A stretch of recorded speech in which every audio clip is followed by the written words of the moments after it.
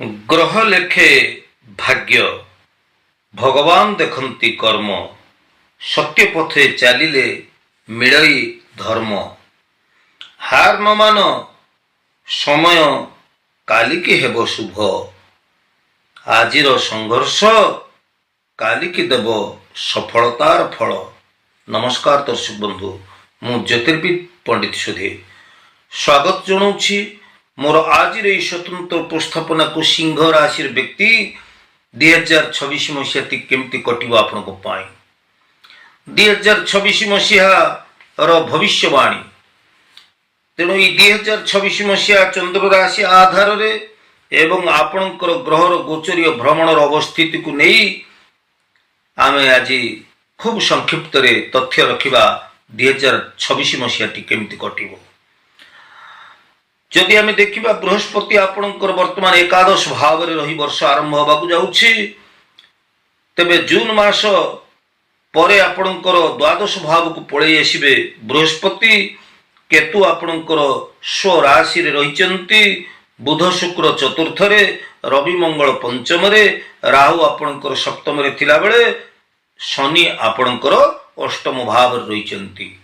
ତେଣୁ ଗ୍ରହମାନଙ୍କର ଏତାଦୃଶ ଗୋଚରୀୟ ଭ୍ରମଣର ସ୍ଥିତି ଏବଂ ବର୍ଷ ତମାମ ଗ୍ରହଗୁଡ଼ିଏ ଗୋଟିଏ ରାଶିରୁ ଆଉ ଗୋଟିଏ ରାଶିକୁ ଯେ ଭ୍ରମଣଶୀଳ ଅବସ୍ଥାରେ ରହିବେ, ଏସବୁ ତଥ୍ୟକୁ ଆଖି ଆଗରେ ରଖି ମୁଁ ପ୍ରସ୍ତୁତ କରିଛି ଏ ବର୍ଷର ଭାଗ୍ୟଫଳ ବା ଏ ବର୍ଷର ରାଶିଫଳ ବା ଭବିଷ୍ୟବାଣୀ 2026 ମସିହାଟି କେମିତି କଟିବ ସିଂହ ରାଶିମାନଙ୍କ ପାଇଁ।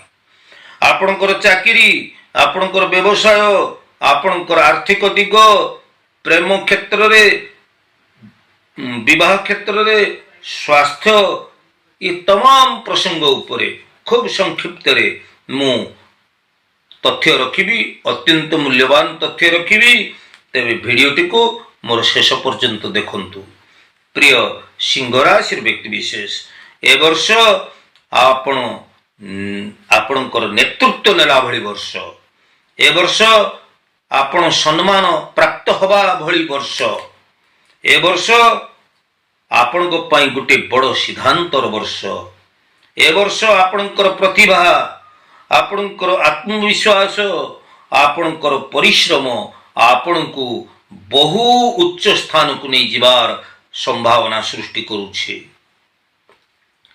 ଯେଉଁମାନେ ଚାକିରି ଆଶାୟୀ ପ୍ରାର୍ଥୀମାନେ ରହିଛନ୍ତି ବା ଠିକାରେ ଯେଉଁମାନେ କାମ କରୁଛନ୍ତି, ଚାକିରିଆ ଲୋକମାନଙ୍କ ପାଇଁ ଏ ବର୍ଷ ପ୍ରମୋସନ ମିଳିବ, ଚାକିରିରେ ସ୍ଥିରତା ଆସିବ ଏବଂ ପଦମର୍ଯ୍ୟାଦା ଏ ବର୍ଷ ଆପଣଙ୍କର ବୃଦ୍ଧି ହେବ। ନେତୃତ୍ୱ, ଯେଉଁମାନେ ରାଜନୀତି କ୍ଷେତ୍ରରେ ରହିଛନ୍ତି, ନେତୃତ୍ୱ ନେଲା ଭଳି ଭୂମିକା ଆପଣଙ୍କୁ ଏ ବର୍ଷ ମିଳିବ। ସରକାରୀ କାମ, ସରକାରୀ ଚାକିରି ଏବଂ ସରକାରୀ ମ୍ୟାନେଜମେଣ୍ଟ, ଏସବୁ କ୍ଷେତ୍ରରେ ମଧ୍ୟ ଆପଣଙ୍କୁ ସଫଳତା ମିଳିବ। ବ୍ୟବସାୟ ଯେଉଁମାନେ କରୁଛନ୍ତି, ବ୍ୟବସାୟୀ ଭାଇ ଭଉଣୀମାନେ ସିଂହ ରାଶିର, ଏ ବର୍ଷ ଆପଣ ବଡ଼ ଡିଲ୍ କରିବେ ଏବଂ ବ୍ୟବସାୟ କ୍ଷେତ୍ରରୁ ଆପଣଙ୍କୁ ପ୍ରଚୁର ଲାଭ ଏ ବର୍ଷ ମିଳିବ। ତେବେ ପାର୍ଟନରସିପ୍ ହିସାବରେ ଯଦି ଆପଣ ବ୍ୟବସାୟ କରୁଛନ୍ତି, ଏ ବ୍ୟବସାୟ ମଧ୍ୟ ଆପଣଙ୍କୁ ଅନେକ ଲାଭ ବା ଶୁଭ ପରିଣାମ ଆଣିଦେବ।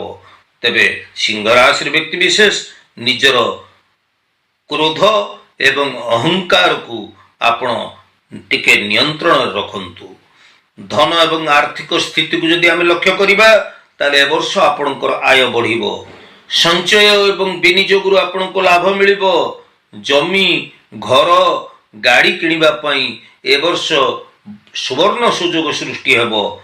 ତେବେ ପ୍ରିୟ ସିଂହ ରାଶିର ବ୍ୟକ୍ତି ଅତ୍ୟଧିକ ଭାବନା ଏବଂ ତରବରିଆ ନିଷ୍ପତ୍ତି, ଅନାବଶ୍ୟକ ଖର୍ଚ୍ଚ, ଏଥିପାଇଁ ଆପଣ ସଚେତନ ରୁହନ୍ତୁ। ପ୍ରେମ ଏବଂ ବୈବାହିକ ଜୀବନକୁ ଯଦି ଆମେ ଲକ୍ଷ୍ୟ କରିବା, ପ୍ରେମ ସମ୍ପର୍କରେ ଆପଣଙ୍କର ଆକର୍ଷଣ ଏବଂ ଆଗ୍ରହ ଏ ବର୍ଷ ବୃଦ୍ଧି ପାଇବ। ଯେଉଁମାନେ ସିଙ୍ଗଲ ରହିଛନ୍ତି, ବିବାହ ଯୋଗ୍ୟ ପୁତ୍ରକନ୍ୟାମାନେ ରହିଛନ୍ତି, ସେମାନଙ୍କ ପାଇଁ ନୂଆ ପ୍ରେମ ଏବଂ ବିବାହର ଯୋଗ ଫିଟିବ। ଯେଉଁମାନେ ବିବାହିତ ଲୋକ, ସେମାନଙ୍କର ବୈବାହିକ ଜୀବନରେ ସେମାନେ ଆନନ୍ଦ ଏବଂ ଭ୍ରମଣର ଯୋଗ ମଧ୍ୟ ସୃଷ୍ଟି ହେବ। ତେଣୁ ଯେତେ କର୍ମ ଥିଲେ ମଧ୍ୟ ଆପଣଙ୍କୁ ଟିକେ ସମୟ ଦେବାକୁ ପଡ଼ିବ। ଆପଣଙ୍କର ଜୀବନ ସାଥୀକୁ ସମୟ ଦିଅନ୍ତୁ ଏବଂ ଆପଣ କାହାକୁ ଏତେ ଅଧିକ ଆଦେଶ ଦିଅନ୍ତୁ ନାହିଁ। ପାରିବାରିକ ଜୀବନ କଥା ଯଦି ଦେଖିବା, ପରିବାରରେ ଏ ବର୍ଷ ଆପଣଙ୍କର ସୁଖ ଶାନ୍ତି ଅବ୍ୟାହତ ରହିବ। ସନ୍ତାନ ସୁଖ ଏ ବର୍ଷ ଆପଣ ପାଇବେ। ଘରେ ଆପଣଙ୍କର ଶୁଭ ମାଙ୍ଗଳିକ କର୍ମ ହେଇପାରିବ। ବିବାହ ବ୍ରତ ଭଳି ଶୁଭ ମାଙ୍ଗଳିକ କର୍ମ ଗୁଡ଼ିକ ବା କୌଣସି ଧାର୍ମିକ ପୂଜା ପାଠ ଭଳି କିଛି କର୍ମ ଅନୁଷ୍ଠାନ ଆପଣଙ୍କ ଘରେ ଏ ବର୍ଷ ହବ। ଶିକ୍ଷା କ୍ଷେତ୍ରରେ ବିଦ୍ୟାର୍ଥୀ ମାନେ ପାଠ ପଢ଼ାରେ ତାଙ୍କର ଆତ୍ମବିଶ୍ୱାସ ଆସିବ। ଶିକ୍ଷା କ୍ଷେତ୍ରରେ କୃତକାର୍ଯ୍ୟ ହେବା ସହିତ କ୍ରିଏଟିଭ କାର୍ଯ୍ୟ ଗୁଡ଼ିକ, ଆଡମିନିଷ୍ଟ୍ରେସନ, ପଲିଟିକ୍ସ, ସ୍ପୋର୍ଟସ କ୍ଷେତ୍ରରେ ଏ ବର୍ଷ ଅନେକ ସଫଳତା ମିଳିବ। ତେବେ ପ୍ରତିଯୋଗିତାମୂଳକ ପରୀକ୍ଷା ଗୁଡ଼ିକରେ ଏ ବର୍ଷ ଆପଣ ଉତ୍ତୀର୍ଣ୍ଣ ହେବେ ଏବଂ ସଫଳତା ହାସଲ କରିବେ। ତେଣୁ ବିଦ୍ୟାର୍ଥୀମାନଙ୍କ ପାଇଁ ଏହି 2026 ମସିହାଟି ଅତ୍ୟନ୍ତ ଶୁଭ ବର୍ଷ ହେଇ ଆସିଛି। ଯଦି ଆପଣଙ୍କର ସ୍ୱାସ୍ଥ୍ୟ କଥାକୁ ଆମେ ଲକ୍ଷ୍ୟ କରିବା, ସିଂହ ରାଶିର ବ୍ୟକ୍ତି ସ୍ୱାସ୍ଥ୍ୟ ଆପଣଙ୍କର ଏ ବର୍ଷ ଭଲ ରହିବ। ତେବେ ଆପଣଙ୍କର ରକ୍ତଚାପକୁ ଆପଣ ନିୟନ୍ତ୍ରଣରେ ରଖନ୍ତୁ। ଆପଣଙ୍କର ହୃଦୟ ଜନିତ ସମସ୍ୟା ଏ ବର୍ଷ ଦେଖାଯାଇପାରେ ଏବଂ ଅତ୍ୟଧିକ ମାନସିକ ଷ୍ଟ୍ରେସ୍ ଯାହା ଆପଣଙ୍କ ପାଇଁ, ଆପଣଙ୍କର ସ୍ୱାସ୍ଥ୍ୟ ପାଇଁ କେବେ ହେଲେ ଏହା ଶୁଭଙ୍କର ନୁହେଁ। ସେଥିପାଇଁ ଆପଣ ନିୟମିତ ବ୍ୟାୟାମ, ଯୋଗ ଏବଂ ବିଶ୍ରାମ ମଧ୍ୟ ନେବା ଦରକାର। ତେବେ 2026 ମସିହା ପାଇଁ ସିଂହ ରାଶି ମାନେ କି ପ୍ରକାର ଉପାୟ କଲେ ବର୍ଷ ତମାମ ଆପଣ ସୁଖ ଶାନ୍ତି ବା ସମୃଦ୍ଧି ପଥରେ ଆଗେଇ ଯିବେ, ସେଥିପାଇଁ ପ୍ରତ୍ୟେକ ଦିନ ସ୍ନାନ ପରେ ଆପଣ ସୂର୍ଯ୍ୟଙ୍କୁ ନମସ୍କାର କରନ୍ତୁ। ବିଶେଷ ଭାବରେ ରବିବାର ଦିନ ଆପଣ ସୂର୍ଯ୍ୟଦେବଙ୍କୁ ଜଳ ଅର୍ପଣ କରନ୍ତୁ। ଓಂ ସୂର୍ଯ୍ୟାୟ ନମଃ ଏହି ମନ୍ତ୍ର କହି ଆପଣ ସୂର୍ଯ୍ୟଙ୍କୁ ଜଳ ଅର୍ପଣ କରନ୍ତୁ। ପ୍ରତ୍ୟେକ ମଙ୍ଗଳବାରରେ ମହାବୀର ହନୁମାନଙ୍କୁ ଗୋଟିଏ ଲାଲ ରଙ୍ଗର ପୁଷ୍ପଟି ଆପଣ ଅର୍ପଣ କରନ୍ତୁ। ବର୍ଷ ତମାମ ଆପଣଙ୍କର ଭଲରେ ବିତିବ।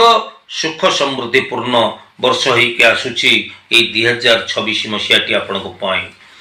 ତେବେ 2026 ମସିହାଟି ଆପଣମାନଙ୍କ ପାଇଁ ବୃହତ୍ତର ଓ ପରିପକ୍ୱତା ନିଶ୍ଚିତ କରିବା ଭଳି ବର୍ଷ ହେଇ ଆସୁଛି। ତେଣୁ ଆପଣ ନିଜକୁ ପ୍ରସ୍ତୁତ ରଖନ୍ତୁ। 2026 ମସିହାରେ ପ୍ରତ୍ୟେକ ଦିଗରେ ଆପଣ ସଫଳତା ପାଇବା ପାଇଁ। ଏ ବର୍ଷ ଆପଣ ପ୍ରତ୍ୟେକଟି କ୍ଷେତ୍ରରେ ବେଶ ବଡ଼ ଉପଲବ୍ଧି ହାସଲ କରିବାକୁ ଯାଉଛନ୍ତି। ପ୍ରିୟ ସିଂହ ରାଶିର ବ୍ୟକ୍ତିବିଶେଷ, 2025 ମସିହା ଠାରୁ 2026 ମସିହାଟି ଆପଣଙ୍କ ପାଇଁ ତୁଳନାତ୍ମକ ଭାବରେ ଯଦି ବିଚାର କରିବା ତାହେଲେ ଅନେକ ଶୁଭ ପରିଣାମ ଆଣିଦେଉଛି। ତେବେ ଆଜିର ଏହି ଉପସ୍ଥାପନାଟି ଆପଣଙ୍କୁ କେମିତି ଲାଗିଲା? 2026 ମସିହାର ବାର୍ଷିକ ଭବିଷ୍ୟବାଣୀ ଭିଡ଼ିଓଟି ଯଦି ଆପଣଙ୍କୁ ଭଲ ଲାଗିଥାଏ ତାହେଲେ ଲାଇକ୍ ଟିକେ କରିବେ, ସେୟାର କରିବେ ଏବଂ ନୂଆ କରି ଭିଜିଟ୍ କରିଥିଲେ ଜ୍ୟୋତିଷ, ବାସ୍ତୁ ଏବଂ ଧର୍ମ ବିଷୟକ ନୂଆ ନୂଆ ତଥ୍ୟ ପାଇବା ପାଇଁ ନିଶ୍ଚିତ ଭାବରେ ମୋର ଭିଡ଼ିଓକୁ ଆପଣ ସବସ୍କ୍ରାଇବ୍ ଟିକେ କରିବେ। ଆଜି ତ ସମୟ ହେଇଯାଇଛି ଦର୍ଶକ ବନ୍ଧୁ, ଆପଣଙ୍କର ସୁଚିନ୍ତିତ ମତାମତ ଅପେକ୍ଷାରେ ମୁଁ ରହୁଛି। ଜ୍ୟୋତିର୍ବିଦ ପଣ୍ଡିତ ସୁଧୀର। ଜୟ ଜଗନ୍ନାଥ।